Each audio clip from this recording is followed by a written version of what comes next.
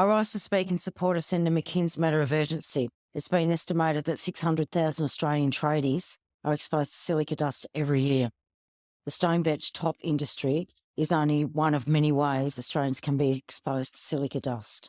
Like asbestos, it only takes a little to kill you, and silica dust is 100 times smaller than a grain of sand, and you can breathe it in without even knowing it.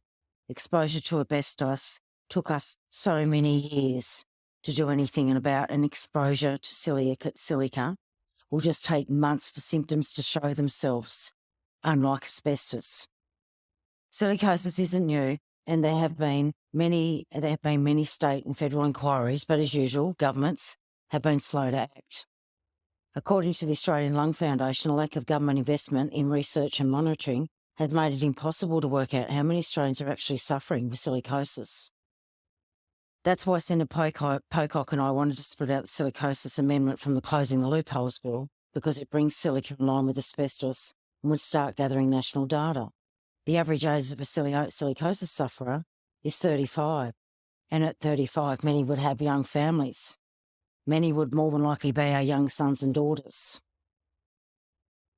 And to have a diagnosis at that age would be utterly devastating. And in October, Safe Work Australia released their report on silica.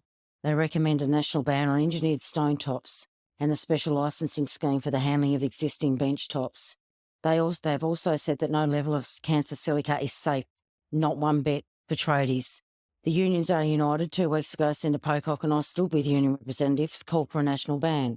And retailers have been getting on board too. Bunnings has banned it, and IKEA has announced they're scrapping their stone bench top range. You know, there's a problem when retailers or unions are moving ahead and the government's still sitting on the perch. When the WorkSafe Australia report was released a month ago, Minister Burke said the government should, and I quote, act as soon as possible for people to be safe, end quote. Well, I am wondering what the minister has been doing besides wasting time blocking his own legislation from going through the House. It is time that our federal government placed a national ban on engineered stone.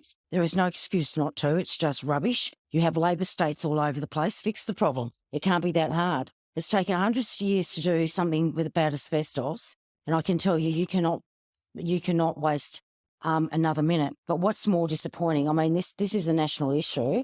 I just wonder whether you've actually even bothered to take it to National Cabinet and discuss it, because seriously, when you have all those Labor states out there, there is no longer an excuse for not getting this job done. Once again, this is another one that could have been done before Christmas time. Once again, you are sitting on the perch when it comes to safety of others in workplaces.